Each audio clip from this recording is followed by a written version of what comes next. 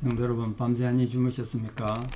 함께 찬양드리며 또 하나 예배자로 나가겠습니다. 304장 예전 찬송 404장 그 크신 하나님의 사랑, 그리고 사랑에 대해서 말씀을 좀 보겠습니다. 304장 예전 찬송 404장 찬양드립니다.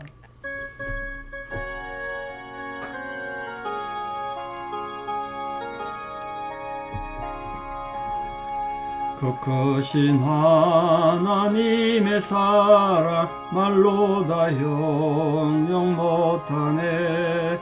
저 높고 높은 별을 넘어 이 낮고 낮은 땅 위에 죄범한 영혼 구하려 그 아들 보내사 화목제물 삼으시고 죄 용서하셨네. 하나님 크신 사랑은 정량 다 못하네. 영원히 변치 않는 사랑 성도여 찬양하세.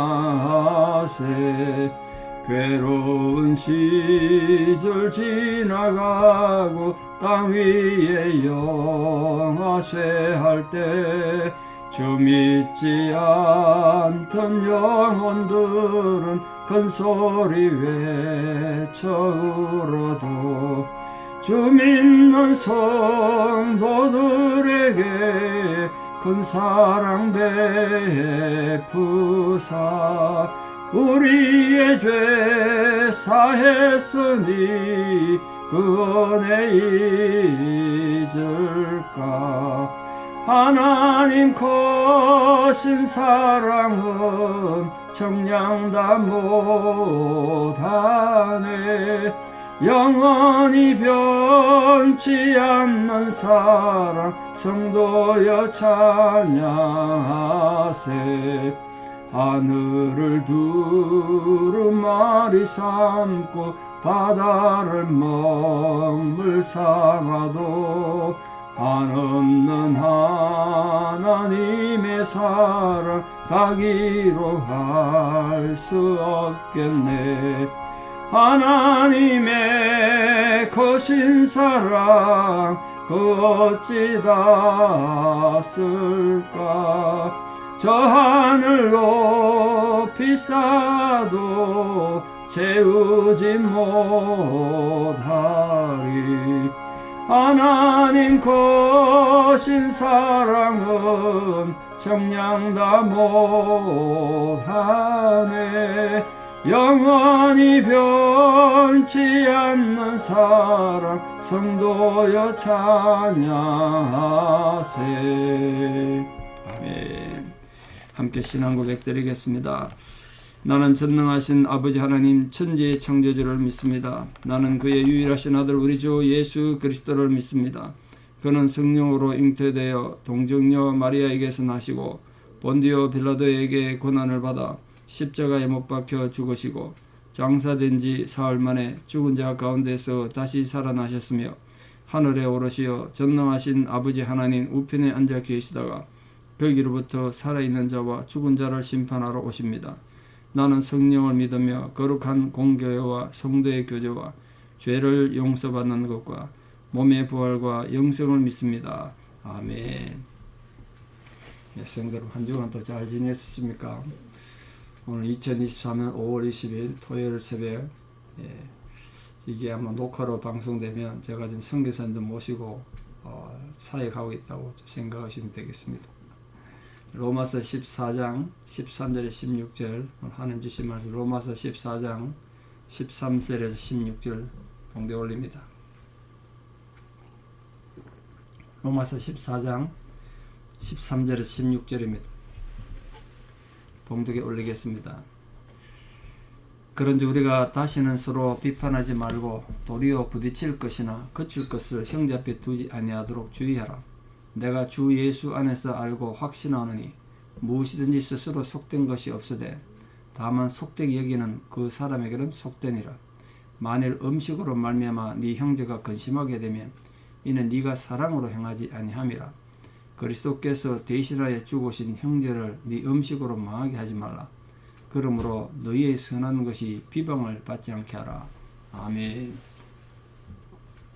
오늘 말씀의 핵심은 우리가 같은 성도로서 또 주 예수 그리스도의 제자된자로서 어떻게 형제를 사랑할 것인가, 형제 사랑의 실천적 신앙을 어떻게 나타낼 것인가, 그의 본문의 핵심이 있습니다.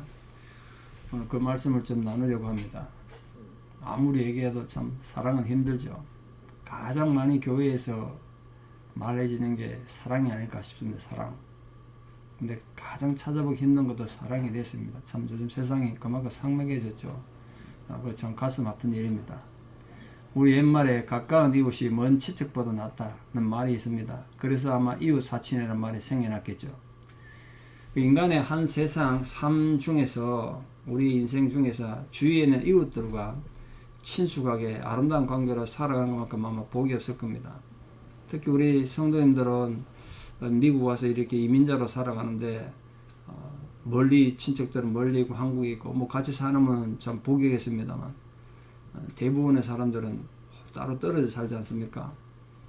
그런데 교회 안에서 믿음의 식구들끼리 아름답게 어울려 지내고 친교하는 건 정말 그 복이고 아름다운 일이라 생각합니다. 모든 성도님들 그렇게 됐으면 참 좋겠습니다. 교회 와서 외롭지 않고 성도님들 구역에서 또 예배 드리면서 함께 사랑의 교제를 함으로써 많은 이웃 사촌을 교회 안에서 발견하시면 좋겠습니다. 오늘 본문 말씀에서 바울은 그리스도를 주로 섬기는 우리 성도님들이, 형제들이, 형제 자매들이 어떻게 하면 주 안에서 더 아름다운 관계로 서로 사랑하고 서로 섬기고 아름다운 관계로 지낼 수 있을 것인가, 거기에 대해서 참 실체적인 설명을 하고 있습니다. 우리는 종종 교회 안에서조차도 형제 자매들끼리 친교가 단절되고 외로움을 느낄 때가 많습니다. 그건 참 안 좋은데요. 뭐 한국에 수만 명 모이는 대형교회는 뭐 말할 것도 없겠습니다만, 저도 친구들 중에 대형교회 다니는 그런 친구들 보면 뭐 성도들 교제는 꿈도 못 꾼대요. 예배 막 밀려서 줄 서서 밀려 들어갔다가 끝날 때도 정신없이 나오고 그렇게 된다는 거죠. 그 교회가 그래도 되는가 이런 걱정이 든다고 그러시던데, 뭐 그러면 친교가 단절되는 거죠. 뭐 수만 명 모이는 대형교가 아니라 벌써 몇백 명만 돼도 형제 사랑의 농토가 옅어지고 서로 얼굴을 잘 모르고 그렇습니다. 우리 교회도 그런 부분이 걱정인데요. 우리 교회가 뭐 몇만 명만 대형교는 아니지만 이민교회 치고는 좀 숫자가 모이는 편이다 보니까 얼굴 모르는 분이 많으시죠. 그게 저 가슴 아픈 일입니다. 그래도 우리 교회 정도 되면 성도들 얼굴을 좀 다 알면 좋겠는데 그게 벌써 불가능해졌죠. 그러면 어떻게 온전히 성도의 교제, 형제, 자매의 사랑을 누릴 수 있을 것인가? 그게 고민 아니겠습니까? 군중 속의 고독이라고, 사람 많은데 그중 고독하다네. 그 이미 100년쯤 전에 벌써 책에 나온 것 같은데, 군중 속의 고독. 100년까지 안 됐겠습니다만 7, 80년 됐는데 그때 벌써 그런 얘기가 있었단 말이에요. 군중 속의 고독. 지금 우리들 사람이 많은데 주변에 진짜 외로워, 소외돼. 그럼 현대사회의 소외를 극복하고 공동체의 기쁨과 소망으로 신앙생활이 기쁘고 즐거워야 되지 않겠습니까? 교회 오는 것이 즐거워지고 기다려지고 그렇게 친교의 기쁨을 누리는 건 그건 정말 꿈에 불과하겠습니까? 불가능한 것입니까? 우리가 좀 노력하면 낫지 않겠습니까? 그래서 오늘 우리 바울의 말씀의 교훈을 살피면서 하나님께서 이 바울의 입을 통해 주시는 형제 자매 사랑의 교훈을 통해서 아름다운 공동체, 참 교회가 가고 싶어지고 멀리 있는 친척보다 가까운 이웃 사촌 같은 그런 성도님들 많이 만나서 성도님들이 부디 신앙생활을 행복하게 하셨으면 좋겠습니다. 그럼 어떻게 그렇게 할 것인가? 바울이 한 3가지 정도 어떻게 지혜를 주셨는데, 첫째, 형제를 함부로 판단하지 마라. 함부로 판단하지 마시오. 이웃을 내가 자꾸 판단하면 내 이웃 자꾸 떨어져 나가요. 누가 그 판단하는 사람 좋아하겠습니까? 사람 살면서 어떻게 판단하지 않고 살 수 있겠습니까? 근데 그게 고민이죠. 요즘처럼 복잡하고 이 다양화된 세상 속에서는 매일 생활하면서 우리 많은 걸 판단하면서 삽니다. 사람에 대해서도 마찬가지 아니겠습니까? 오늘날처럼 험악한 세대에서는 설령 같은 교인으로 해도 쉽게 어떻게 믿을 수 있습니까? 그건 맞는 말이죠. 교회 안에도 별의별 사람 다 모이니까 저 사람 어떤 사람인가 판단할 수밖에 없는 거죠. 인정합니다. 오늘 말씀에서 바울은 형제를 판단하지 말고 단호히 말하고 있습니다. 우리 과제는 판단하면서 살아야 되는 게 현실인데 판단하지 말라는 성경 말씀을 어떻게 조화시킬 것인가, 어떻게 우리 모순되지 않고 실천하는 성도로 살 것인가, 그게 고민 아니겠습니까? 단적으로 말씀드려서 바울이 오늘 본문에서 말씀하려고 하는 것은 그리스도 안에 있는 어떤 한 형제에 대해서 깊은 이해가 없이 자기 기준으로 형제를 함부로 판단하고 단정하는 거, 이런 거 하지 말라는 거예요. 남의 입장을 다 모른단 말이에요. 그 사람 입장이 안 되면 모르는 거죠. 근데 우리는 나타난 현상만 가지고 막 비판하고 판단하기 쉽다는 거예요. 이해되시겠습니까? 가령 예를 들어서 함께 모여 밥을 먹는데 다른 사람 다 맛있게 먹어, 어떤 사람 한 사람이 못 먹고 그냥 반찬을 깨작깨작 끓이고 있어. 누가 보기 안 좋죠. 먹으면 다 같이 먹어야 된대. 돌아서 막 욕하는 거야. 사람이 참 예의도 없다고 말이야. 근데 그 사람 지금 장염에 걸려서 나오기도 힘들고 어려운데, 그러나 형제 자매를 사랑하는 마음으로 아픈 몸을 이끌고 와서 앉아있는데 그걸 몰라주는 거예요. 그럴 수 있잖아요. 그걸 판단하는 거예요. 그러면 안 된다는 거예요. 우리들은 흔히 너무 쉽사리 자기 잣대로 상대방을 기준을 세워가지고 재단한 판단하는 이 습관이 누구에게나 있습니다.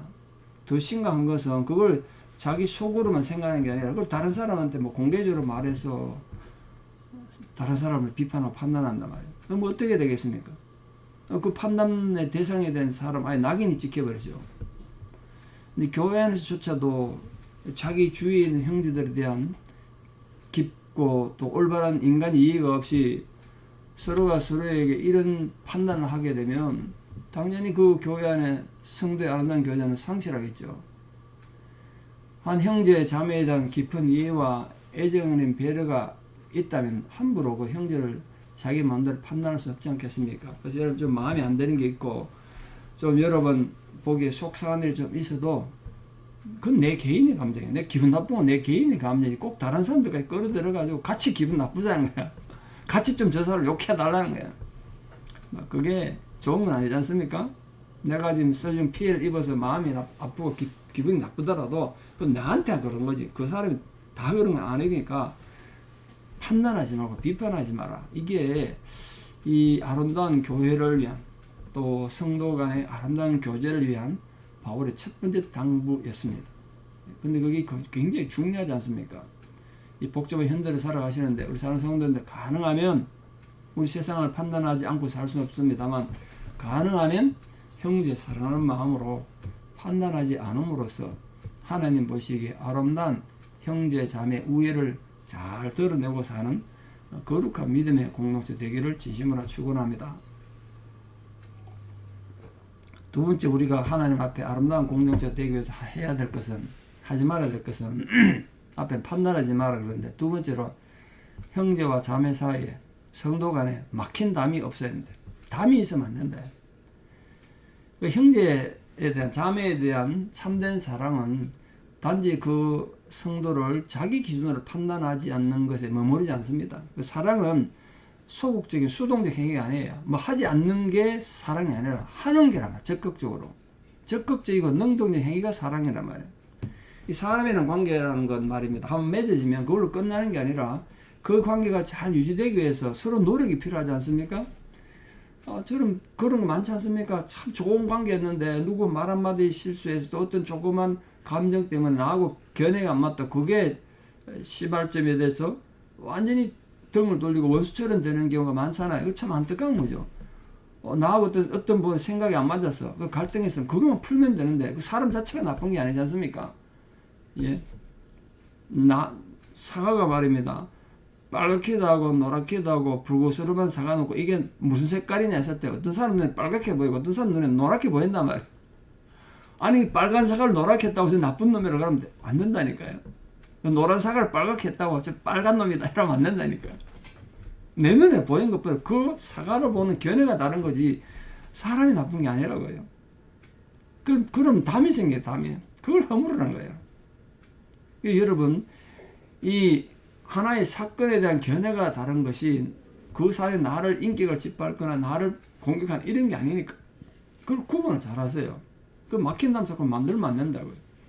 우리가 교회 안에서 보다 진실되고 바람직한 이웃 사랑을 경험하고 살려면 우리 성도들끼리 그리스도 안에서 거리낌이 없도록 서로 노력하세요. 서로 잘 나만 이해받으려고 그러면 안 되고 나도 이해 좀 해야 되고 나도 좀 손해도 봐야 되고 어떻게 나만 늘 이해받고 늘 사랑받고 존중받겠습니까? 나도 존중하고 남을 이해하고 사랑해야 되죠. 그러면서 우리가 각자 개인이 각자 성도님들이 열린 마음으로 이웃을 바라보고 또 우리 마음이 이웃을 받아들일 만큼 넉넉하고 풍성해져야 된다. 마음이 풍성해져야 돼요. 이 교회는 우리 성도님들이 항상 열린 마음으로 적극적 사랑을 나누면서 생활할 수 있는 건 열린 구조가 돼야 돼요. 열린 구조. 열린 마당처럼 누구나 와서 쉬고 갈 수 있는 자시골의 사랑방처럼 그렇게 앞마당처럼 그런 모임이 돼야 돼요. 교회가. 그래서 제가 우리 교회 모토를 사랑방 같은 교회 이렇게 정했잖아요. 우리 이민교회는 정말 사랑방 같은 데가 필요해요. 어디 가서 마음을 쉴 데가 없잖아요. 우리 어디 가서 쉬겠습니까? 하다못해 요즘 시골 가면 다 있는 마을 회관 이런 게 없잖아요. 어떤 분이 교회는 이 이민사회 마을 회관이 돼야 돼요. 힘들고 지친 사람 와서 쉬어도 가야 돼요. 하나님 안 믿어도 좋아. 와서 좀 쉬고 위로받고 그럴 공간이 돼야 안 되겠습니까? 예수 믿는 우리는 더 하겠죠. 힘들고 어려울 때 주일 예배 드리면서 와서 마음이 쉬는 거지. 우리 마음의 쉼터가 돼야 된다니까. 서로가 서로에게. 여러분 마음이 지친 이웃이 와서 쉬어갈 수 있는 쉼터가 됨으로써 너희들은 오지 마. 이렇게 담 쌓지 말고 담을 허물어야 돼. 담을 허물어야 돼. 사랑방 같은 교회가 돼야 된다. 우리 마음이 항상 열린 마음으로 넉넉하다면 그 사랑방 같은 존재가 된다면 함부로 남을 판단하는 자리에 있지 않을 뿐 아니라 더 나아가서 적극적으로 그 형제를 이해하려고 노력하고 배려하는 마음으로 넓은 사랑을 살 수 있을 것입니다. 아니, 내가 보기에 분명 빨간 사라 그랬는데 너는 감히 내 앞에 그런 노란 사과라 그랬단 말이지. 이렇게 꽁하지 말고 예? 좀 이해하세요. 왜 그 사람은 내 눈에는 노랗게 보이는데 그 사람 눈에 빨갛게 봤을까? 아, 그럼 이렇구나. 저 사람 빨간 사과라 그러면 내가 노란 사과라 그러면 저 사람 눈에 나도 이상해 보이겠구나. 왜?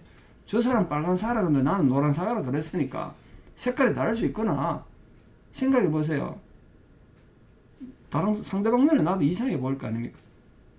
그런 자세로 살아갈 때 우리 형제 자매들 사이에 막힌 담이나 끓이김이 있을 수가 없죠. 사랑하는 성도 여러분, 우리 마음이 좁아지려고 할 때, 옹졸해지려고 할 때 우리를 위하여 대속하여 죽으신 예수 그리스도의 십자가를 생각합시다. 십자가 희생을 생각하는 그런 사소한 것 가서 옹졸하고 그렇게 치졸하게 행동하면 부끄럽지 않습니까? 주님? 잘못하면 우리 기독교인들은요, 정말 잘못하면 옹졸하기 쉬워요. 교인들은 정말 옹졸할까 주의하셔야 돼요. 다른 어떤 것도 주의하셔야 돼요. 여러분 나가서 열심히 선교하고 봉사하고 교회를 위해서 열심히 사역하는 다 좋으신데 옹졸할까봐 가장 주의하시고 자기를 돌아보십시오. 내가 혹시 옹졸하여서 이웃과 담을 쌓지 않았는가? 오늘 주 예수 그리스도의 이름으로 여러분 세웠던 모든 담을 허물기를 바랍니다. 여러분 먼저 가서 사랑을 선포하시고 화해를 선언하시고 손을 내미십시오. 그 화해가 이루어져야 그것에서 예수님의 참된 공동체가 생기는 거 아니겠습니까? 부디 이 외로운 이민 사회를 살아가면서 우리 사랑교회가 참된 성도의 아름다운 교제가 늘 풍성한 사랑방 같은 그런 교회가 되기를 함께 노력하고 또 그래서 하나님 앞에 기쁨이 되는 교회가 되기를 축원합니다. 오늘 마지막 세 번째 바울이 뭘 그랬냐면 형제를 근심하게 하지 마라. 형제를 근심하게 하지 마라. 형제를 근심하게 하게 되면 네가 사랑으로 하지 않기 때문이다. 그래 지금 15절 말하고 있습니다. 바울이 참된 형제 사랑에서 마지막 당방은 바로 형제를 근심하게 해서는 안 된다는 거예요. 자, 우리 생활 중에 보면 비록 다른 형제들이 직접적 피해는 안 줘. 그런데 마음을 자꾸 상하게 하는 거예요. 마음을 자꾸 상하게 해요. 자기 신념을 강하게 주장하다 보면 본의 아니게 다른 형제가 주눅 들고 위축되는 경우가 있죠. 바울은 그래서 이 제사 음식 소재로 이런 문제에 대해서 말하고 있는 거예요. 어떤 형제에게는 아무 문제가 안 되는 건데 다른 형제에게는 믿음의 걸림돌이 돼서 믿음을 손상시키는 일이 될 수 있단 말이에요. 그 흔히 사회생활 속에서 그리스도인의 술, 담배 문제가 논쟁이 되죠. 아직도 우리 한국교회는 우리 이민교회도 마찬가지입니다. 한국에 뿌리를 둔 우리 교회들은 술, 담배를 신앙에는 하면 안 된다고 생각하죠. 어쨌든 이런 작은 문제라도 형제의 마음을 근심하게 만드는 일이 없기를 바랍니다. 없기를 바라요.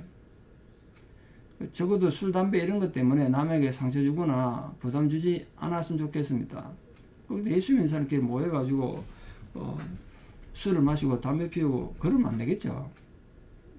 그거는 세상 사람들도 이해를 못할 겁니다. 아마. 그러니까 우리가 신앙인으로서 그런 거 다 끊어줬으면 좋겠고, 특히 남들 볼 때 그런 걸로 근심하게 하지 말아요. 형제자매. 내 권리나 나의 취미생활이 주안에는 다른 형제들에게 아픔을 주거나 근심이 되는 거라면 내가 신앙 고백으로 내가 이런 것들이 다른 성도들에게 근심이 된다? 그럼 내가 과감히 포기할 수 있는 거, 그게 용기 아니겠습니까? 용기. 그게 사랑이래, 사랑. 내가 내 취미지만 이게 남들에게 자꾸 피해를 주고 걱정스럽다. 내가 기꺼이 포기하겠다. 그게 사랑 용기다.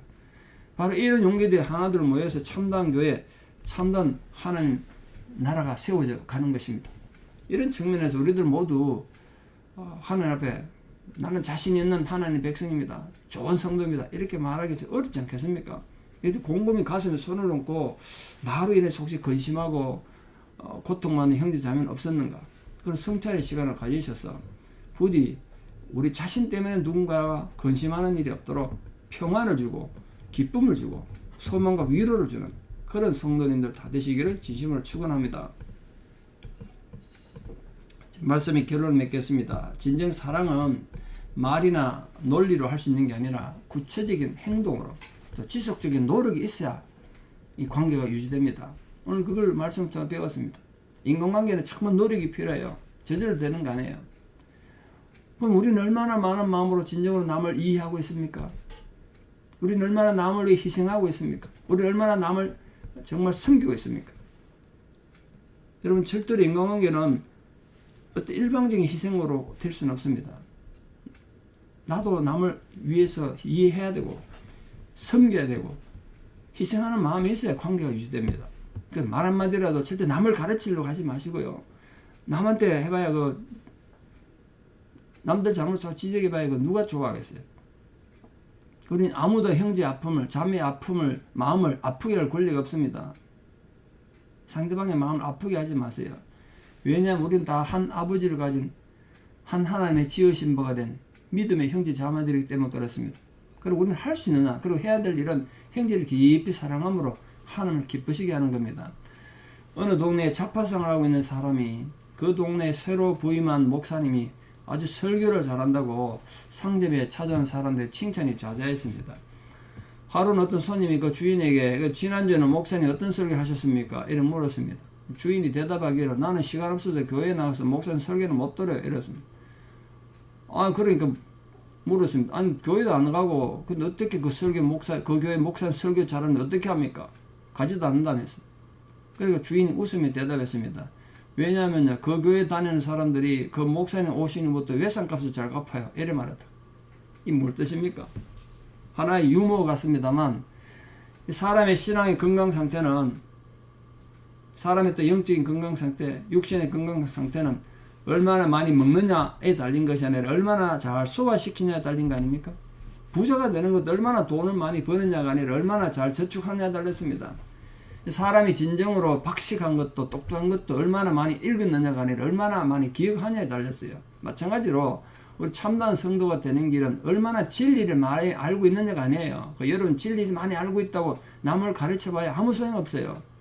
그 진리를 얼마나 내가 진실되게 실천하느냐에 달려있어요. 실천하느냐. 형제 사랑의 진리를 안다고 사랑의 성도가 되는 건 절대로 아닙니다. 입만 열면 성경의 사랑을 줄줄 암송한다고 사랑이 되는 거 아니에요. 그 진리가 실천되고 진정 사랑을 이웃과 행동으로 나눌 때 그 신앙은 참된 신앙이 되고 그 믿음이 진정 생명의 신앙이 되는 것입니다. 오늘 행함 있는 믿음으로 우리 모두가 살아가셔서 주님이 주신 그 생명의 신앙으로 기쁘고 힘차게 살아가는 모든 성도들 되시고 정말 사랑방 같은 교회가 되기 위해서 여러분 먼저 희생하고 남을 이해하고 배려하고 존중하고 비판하지 않고 남을 걱정시키지 않는 그런 아름다운 성도 교회 되시기를 진심으로 축원합니다. 기도드리겠습니다. 아버지 하나님, 하나님께서 우리를 이 세상에 부르실 때 홀로 부르지 않으시고 한 교회 공동체로 함께 부르셨습니다.